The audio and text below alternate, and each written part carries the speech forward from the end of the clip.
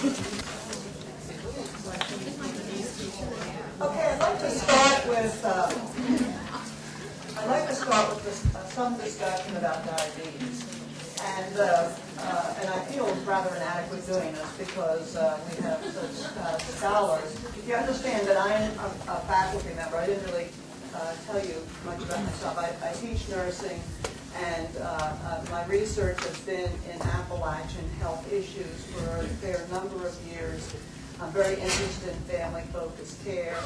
I consider myself a community health nurse, or family nursing would be my specialty area. And you'll learn a little bit more about me as we go on. But I'm not a certified diabetes educator, and I'm certainly not even a diabetes educator. So what am I doing here? I don't know. Things happen sometimes. So those of you that are the experts, please feel free to chime in if I'm off base or saying something, or there's a need to add something to what I'm saying. These are some facts, and most of you probably are already aware of the facts. The large number, almost 24 million people, we think have diabetes. We really think many, many more than that, perhaps twice that many actually have it, but they haven't been diagnosed. This is a large percentage of a population that's growing, and it's of great concern to us. And it's particularly of concern because diabetes can be controlled, and it can be prevented, and it can be delayed. And we need to do something about that. I'm going to show you some maps here in a few minutes, and you'll see how there's tremendous growth. And it's not just happening here in America. This is a worldwide problem. It's of international concern to us as we think. The older we get, the more likely we are to get. Now, I'm going to mainly be talking about type 2 diabetes. Type 1 diabetes is about 5 or 6% of the population, whereas type 2 diabetes is around 95% of the population of people who are at risk or have diabetes. Most of the attention somehow seems to have gotten focused on type 1. Now, I have my theories about that, but it's a great way to make money on type 1. There's lots of technology that's addressed to it, and that's certainly significant. And type 1 diabetes tends to be the one that younger children would have. In fact, we call these different types of diabetes many things over the years. Type 2 diabetes generally has been thought of to be a disease of older people. The concern has come, though, that more and more younger people are getting diagnosed with type 2. And grade school, high school, adolescents, and early 20s even.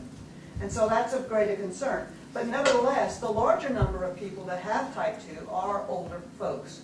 And so the older we get, and with the baby boomers coming on, it's of great concern to us what's going to actually happen.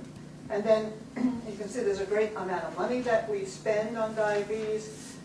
But part of this expenditure isn't just on the diabetes, it's on the complications that arise from this disease. And many of those complications are things that some of you work with.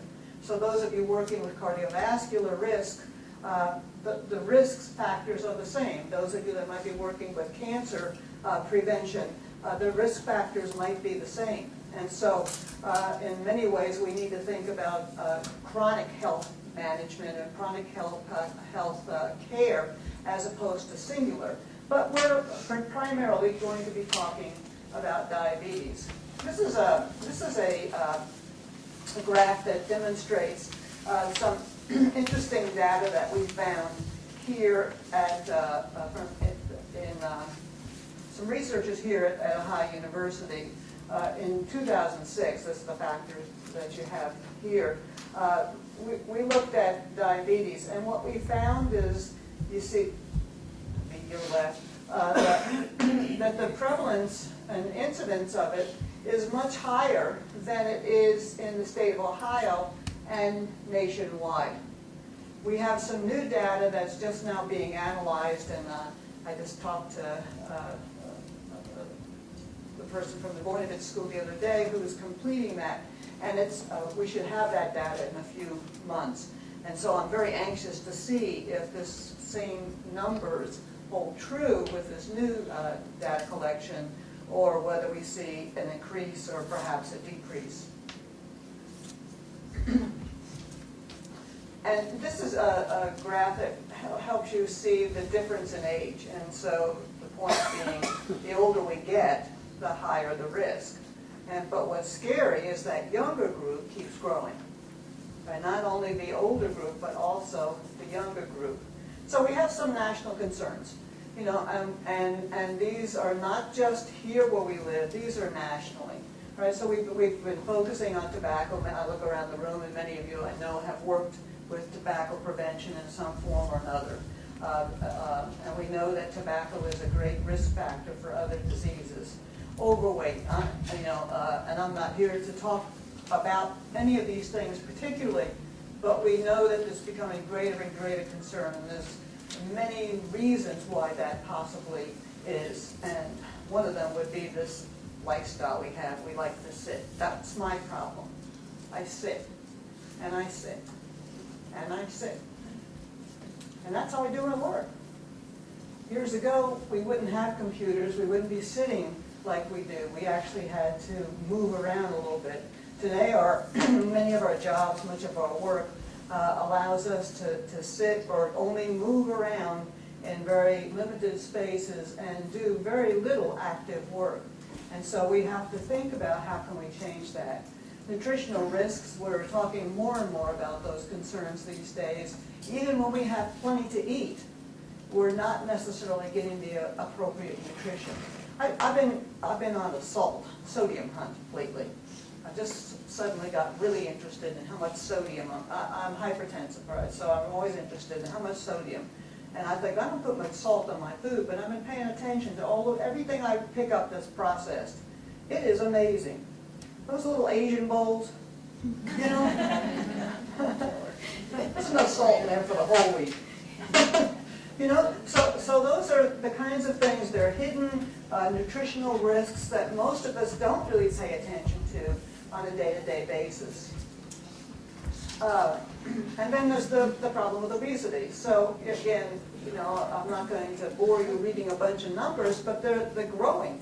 The numbers are growing and growing. And it's those of you as school nurses, you know, you're seeing more and more obese children. You're seeing families where obesity is a lifestyle or a life problem, and definitely a concern.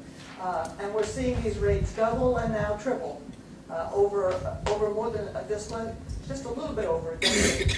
And that's very, very frightening. And it doesn't make a difference what ethnicity we are, what race we are, you know, what age or gender. The risks are just high for obesity and of great concern. That's my old fat dog. Right? Sometimes our dogs are starting to look like, because we're feeding them too much too. Right? And that's our pets are too heavy. And these are the maps, and most of you have seen these maps. And the lighter the blue, the better.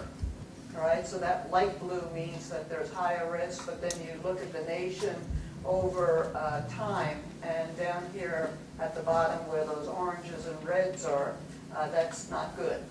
All right, that means that the rates are even higher. And as we look here in this year, the next year, I anticipate, even though there's been a lot of discussion over the last year, I'm hearing more and more discussion. I can hardly turn on the news anymore, that there's not some discussion about nutrition and obesity and getting active and things. But we haven't really begun to turn things around yet. There's a problem in sometimes defining obesity. One of the things I see here in this region is that people particularly young boys actually have as much of a problem as girls, and sometimes more, because it's like